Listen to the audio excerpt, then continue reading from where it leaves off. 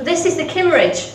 In one of these layers here, you'll probably all recognise this from geography at school or from walking down the beach, and you see the cliffs and you see the striations. Well, in amongst these lines, we'll get one of these is the Kimmeridge layer, and within that you get little pockets here, there and all over the place that contain oil. It's quite extensive across this country. So you can see this is our southeast of England, and here's the Weald Basin. We're around about here somewhere. This extends out the same Kimmeridge formation in other areas as well. And the tricky thing about Kimmeridge, as I mentioned before, it comes out in little tiny pockets. It's not a big puddle of oil or hydrocarbons in a single place. It's all what they call tight in the rocks, so it needs a bit of help to come out. It needs some stimulation, and in order to get to that, they use horizontal wells. So we've seen them using acid in various different places, anything from a strong acetic acid solution, which is like a vinegar. Some places they use hydrochloric acid, that's what they've been using at Horse Hill, and other places they use hydrofluoric acid, which is a really nasty substance, and one of the nastiest substances known to men. They're different classes. The UK doesn't have a statutory definition for acidisation for us, so it's very difficult for the authorities to classify exactly what stage or what activity they are doing. You can have a little bit of acid where they just want to wash out and clean off the pipes that they've put in to make sure there's no formations left, and you get clear flow of hydrocarbons, hopefully. You can have an acid stimulation where you'll have a larger volume, and in the US this is defined as anything that's over 34 inches, so over about 3 foot outside of the well itself. And you can have an acid frac. This is when high pressure acid is used.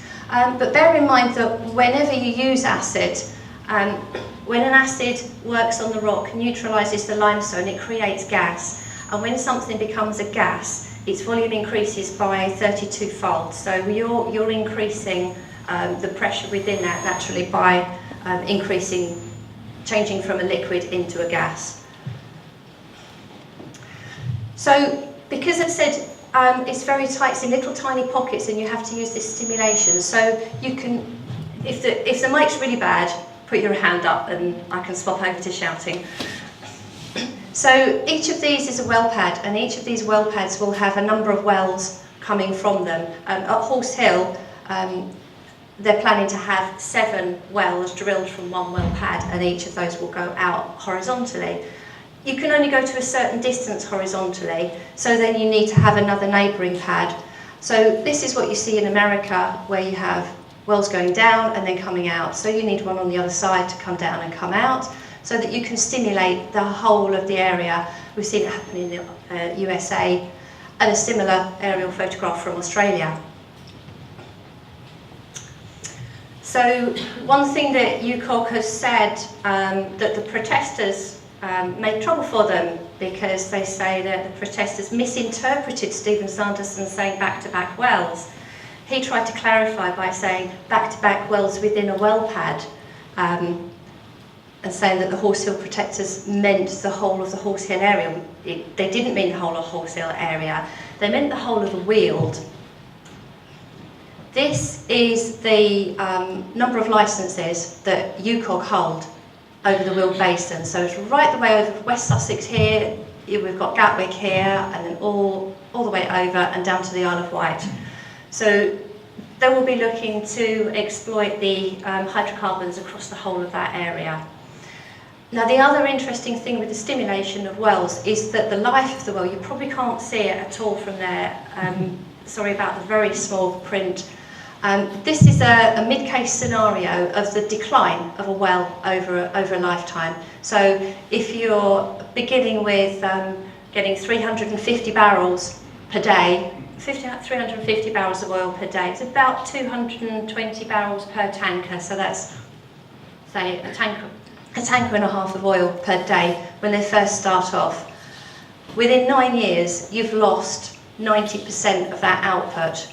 So the wells get fully utilised very, very quickly. So within a couple of years, and Stephen Sanderson, CEO of UKOG, has admitted himself, you have to drill wells very quickly, in quick succession, because the rate of drop-off, the rate of decline is so fast. In the Horse Hill application, they expect the drop-off to be 25% within 4 months. This is Groningen in the Netherlands. If you think that they're not fracking, so we're not going to get the puddles all over the place, if you're not worried about having a patchwork all over the place, we can look at Groningen in the Netherlands. You've probably all heard of Dutch shell gas, very famous for a long, long time. They've been extracting gas from Groningen for about 60 years. And they've had earthquakes in Groningen. You won't be able to see this either, this is about 1993, and this is the frequency of earthquakes, so this is fairly steady along here.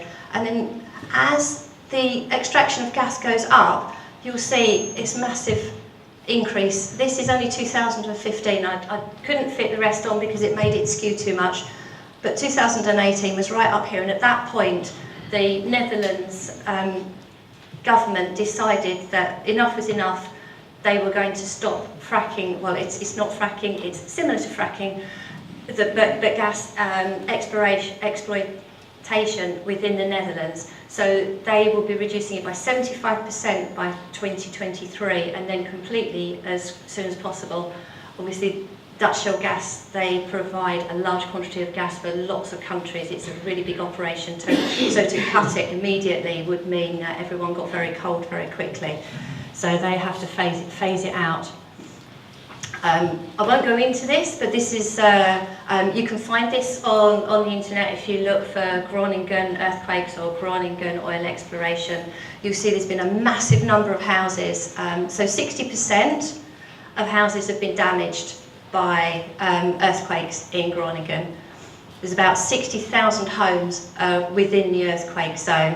I'm not going to read this to you because we don't really have time to go through all of it. But the government has been found equally liable with the oil exploration companies for the damage done to the houses. But how can you prove that an earthquake has damaged your house? It's being made really difficult, even down to having to have almost a video camera watching your wall. So if your crack appears and coincides with an earthquake, can you then prove that it was by the earthquake? But if the crack doesn't appear at the time of an earthquake, can you prove that this extensive damage was caused by earthquakes or not? It's very, very difficult. So we have again questions. This is about definitions, and the UKOG CEO about Horse Hill has said that they're using conventional horizontal techniques. But if you look at the US definitions of conventional versus unconventional methods, they state that conventional is vertical wells and unconventional are horizontal wells, generally with some sort of stimulation. So we're getting a little bit of a change in terminology here, and it's becoming very difficult to see the very, very nasty fracking from everything else, and how can you divide them and how can you redefine them? So again, this is from a Florida paper, an example of conventional drilling straight down into a large well of hydrocarbons, and this is another example of unconventional where you would see sidetracks and the stimulation. Now, there've been some, as I mentioned, there've been some changes in definition. Definition used to be down to the permeability of the rock, and it was a clear line between at permeability of 0.1 millidaltons. But now the UK definition is changing to encompass a lot more stone than would be seen with the US definition. So again, it's allowing the industry to say it's conventional and it's not fracking. so they can avoid using the scary fracking word, but you have to make your own mind up to decide whether or not you feel that that's hazardous to you or not. Again, we're not fracking because in the Infrastructure Act in 2016, the UK government changed the definition very tightly, which means we're now down to the exact volumes and the exact pressures of fluids that are being used. So if you have a glass of water that's completely filled to the top and a glass of water that's 3/4 full, you would call them a glass of water. But under the new definitions, that glass that's only 3/4 full, you could say wasn't fracking. And under these definitions, 50% of fracked wells in the US wouldn't have been classed as fracking. Disruption to the countryside. So this is, so Brockham is a little tiny village just outside of Dorking. They've had 2 nodding donkeys there for many, many years. And this is what the site did look like. And recently it changed hands to Angus. And it's now, you can see there's a lot of structures there. It no longer really looks like what you want Greenbelt to look like.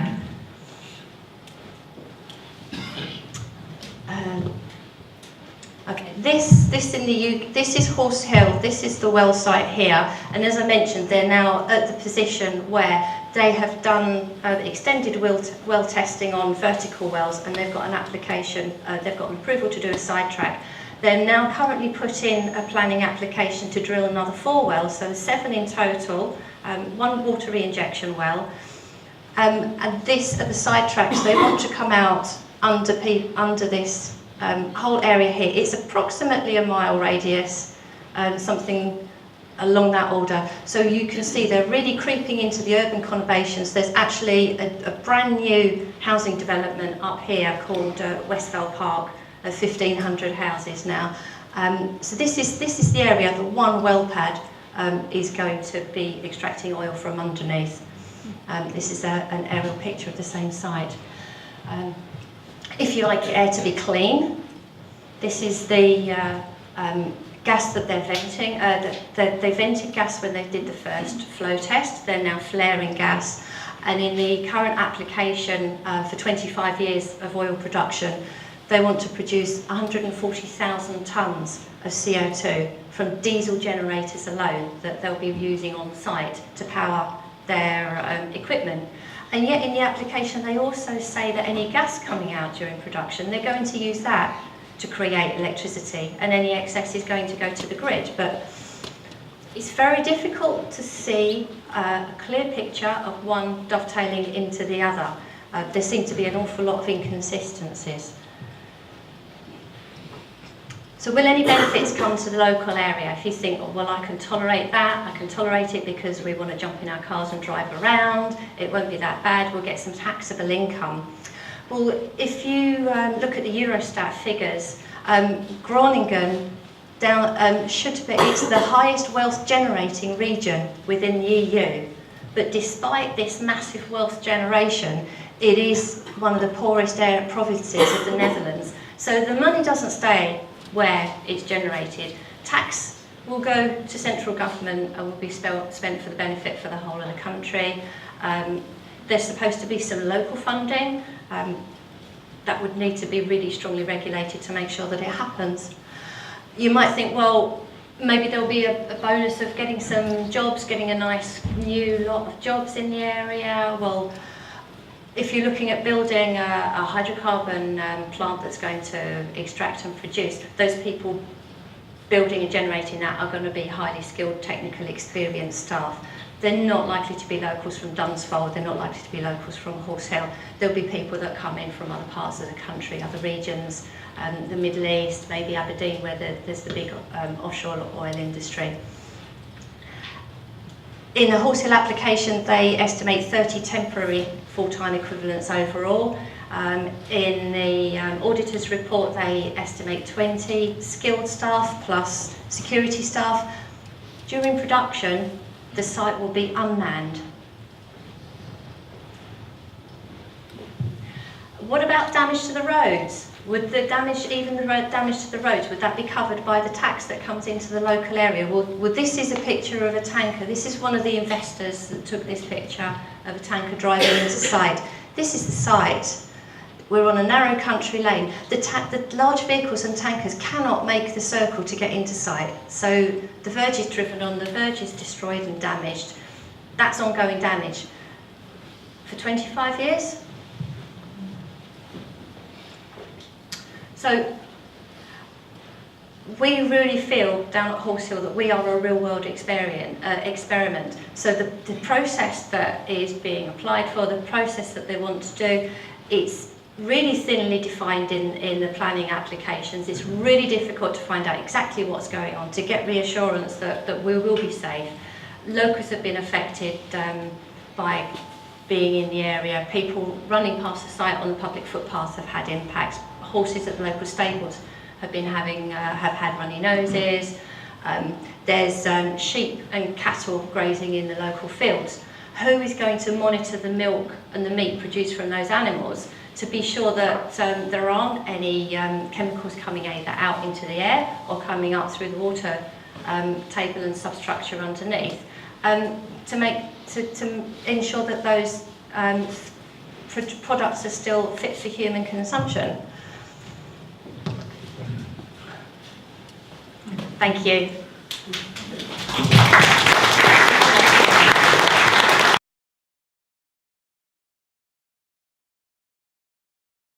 I'll just be speaking for 5 or 10 minutes anyway, just to give a little bit of background. When thinking about this, I had a few thoughts to start with. Firstly, in 1992, we signed the Convention on Climate Change. Since then, we've emitted more carbon dioxide than in the previous 200 years. In 1992, we committed to doing something about climate change. We were going to do something about it. We were going to actually address this problem. We actually sat on our hands. At the same time, 1992, we signed the Convention on Biological Diversity. We were going to do biodiversity action plans around the world. All the major countries did this. Around the world, we were going to address the loss of biodiversity, the loss of wildlife, which at that time was really worrying. Since then, we've slipped into the 6th mass extinction. Extinctions are now happening at least 1,000 times, probably 10,000 times higher than the expected background rate. That's roughly the same as the extinction rate that affected the dinosaurs 65 million years ago. So that's something to think about, isn't it? What we're doing is roughly the same as an asteroid hitting the Earth in terms of extinction rates. Okay, is this just something happening a long way away? Well, it looks fairly nice in Britain, doesn't it? We're okay, aren't we? Well, Britain came out 189th out of 218 countries in terms of how depleted we were in terms of our biodiversity. We're one of the most nature-depleted countries in the world. Very locally, we can see the same sorts of things happening. Where I live in Sussex, we're losing eels, we're losing turtle doves, we're losing various species of butterflies. All sorts of things are reducing. I read a passage the other day which mentioned cuckoos appearing in every bush 100 years ago. I heard a cuckoo in the same place, I think, the year before last. Things are going down. We're now not looking at just a little bit of loss, we're looking at a nature endgame. A big report that came out from the United Nations fairly recently said that food supplies are now threatened because of a loss of biodiversity. We're actually making the link between biological systems and our own survival. Why do I mention this now? Well, one of the greatest threats to biodiversity is actually climate change in all sorts of ways. Of course, there's the big picture stuff, we know that affects the climate generally, but also locally, what happens locally when it comes to events like this? I don't really care whether it's fracking or something else, whatever it's defined as, it's a big industrial process that's going to be affecting the Weald. So it's going to affect this area. We've seen how these wells don't last for very long. So actually, in order to be successful, you're going to have well after well after well. How is the drilling equipment going to get around Surrey and Sussex? How's it going to affect the roads? Where's the water going to come from? Where's it going to go to? If this was a completely benign process, those questions are still unanswered. It's still going to be highly damaging to the local area. So I have great worries about this. If it didn't affect wildlife, I wouldn't be here today. I'm sure there's going to be people telling you all sorts of things like, it's good for the economy. Well, yes, well, so was slavery, so is the arms race, and so is selling drugs. That's not the only answer. And actually, alternative technology is also very good for the economy as well. I really worry that we're still here 30 years after we should have started a smooth transition to a different economy. We're still here talking about old-fashioned industries. A mentor I heard once said, a weakness is a strength overplayed. And that's where we are. We've had 200 years of fossil fuels. It probably drove the economic growth that we've enjoyed up to now. But it's a strength that has been overplayed for many decades too far. We need to move on. We've had the fossil fuel period. We need to move into the next period where we look at what's so-called renewable energies. So that's, I think, all I'm going to say. This is a real worry in terms of your local area, your local wildlife, you locally, but actually it's the wrong thing to do. We're in the wrong place, we're in the wrong frame, the wrong discussion to actually have. We should be looking to the future, to modern technologies, not to 20th century technologies. Thank you.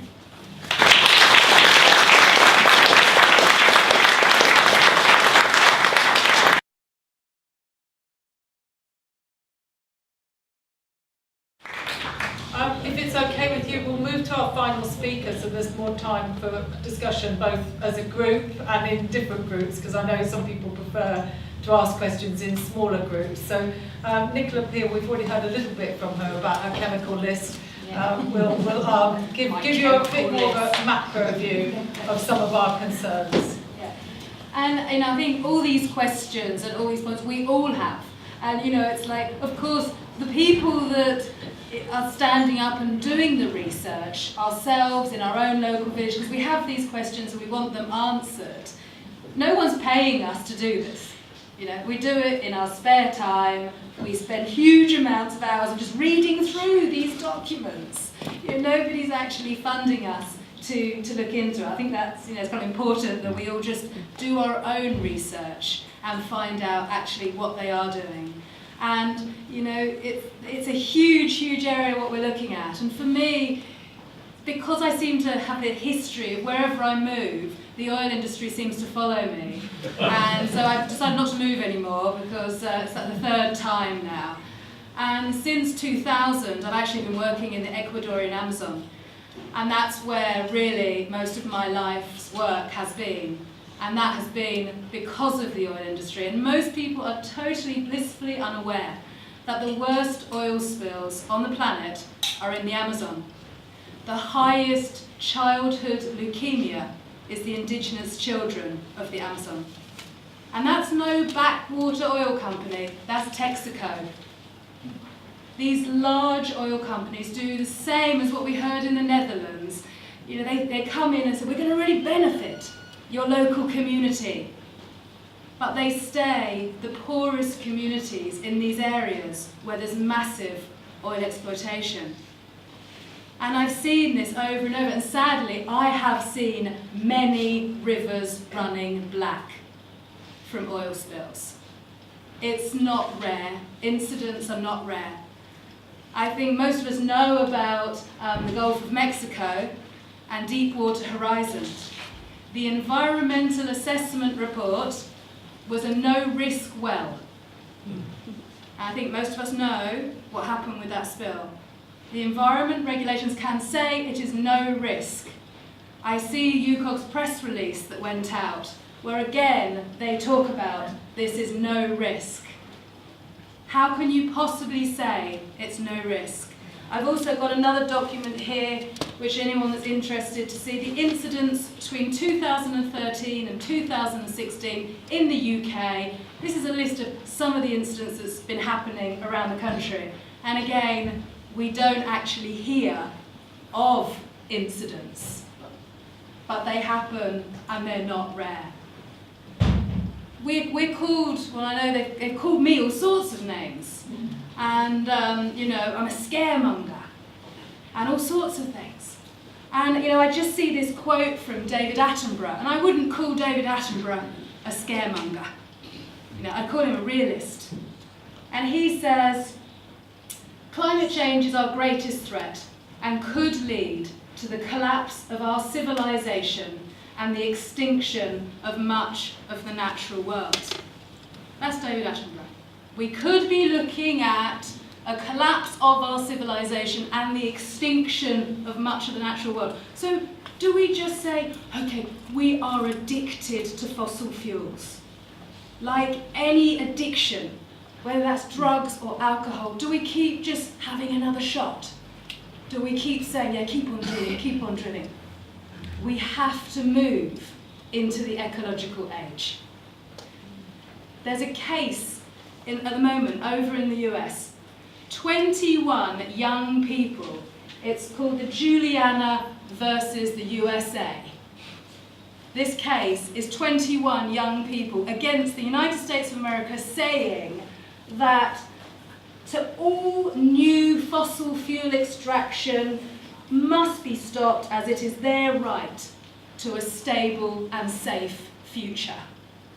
No more new fossil fuel extraction. We don't mind how they get it out. It's about not getting it out. That's what this comes to. At the end of the day, yes, locally, we are NIMBYs, not in my backyard. I don't want it in our backyard, but I don't want it in the backyard down in the Amazon or in any other territory around the world that is suffering from massive contamination of the water, of the air, of the ground. It happens. And UKOG will say it's no risk. But methane does escape. Ask them. Can you 100% promise me that there won't be any escaping methane? Because even a little bit, you're going to be breathing it in. Are you absolutely sure that we're not going to have any kind of spillage? Nobody can say that. We really can't be sure. That's the worry. When they drill, it's called norms, naturally occurring radioactive materials. That's just part of what comes up out of the ground. When you drill deep, deep, deep down into the ground, that's what comes out, radioactive materials. That's going to be shipped through the village as well.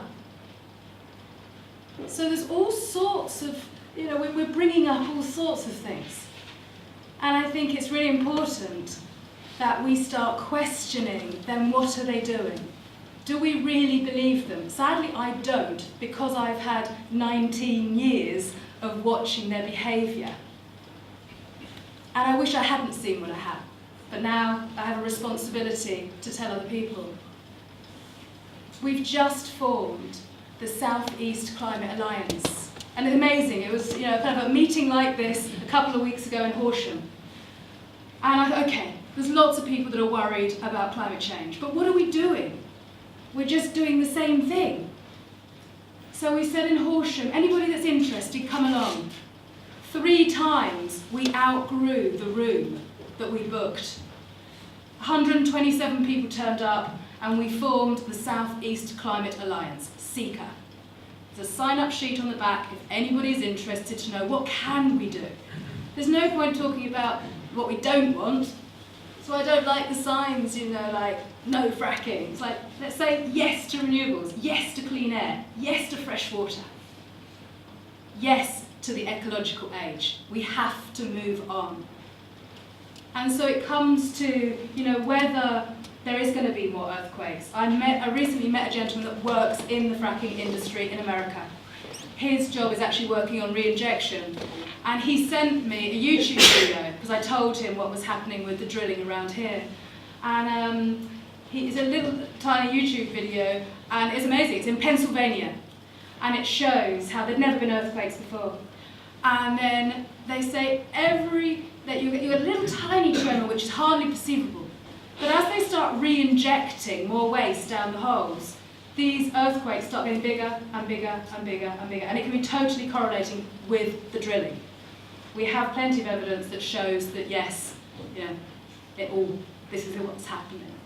So, I'm going to just leave it with that, with a bit of my history of what I've been seeing, and that I really think that, like it or not, we've just got to, it's like being, kind of alcoholic. First of all, we have to admit that we have a problem, and then we've got to move on.